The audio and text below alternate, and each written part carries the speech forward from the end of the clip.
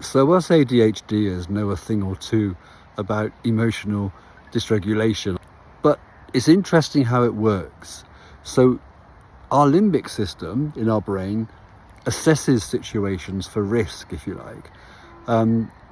But for us with ADHD, people who feel things so strongly, so acutely, our limbic system struggles to differentiate between a conversation that someone's having and an argument, let's say.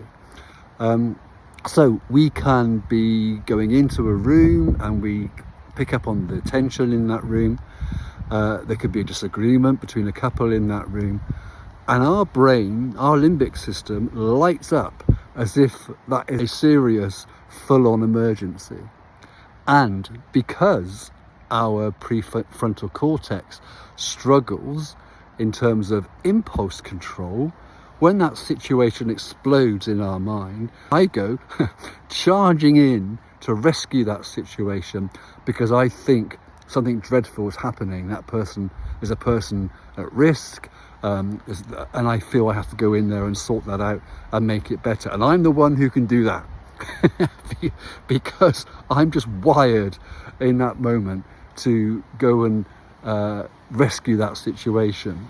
So a limbic system that is giving high alert signals, fight, flight, a freeze, fawn, and a prefrontal cortex that is struggling to control the impulse to rush in, solve that situation. One example of how living with ADHD can be a challenge.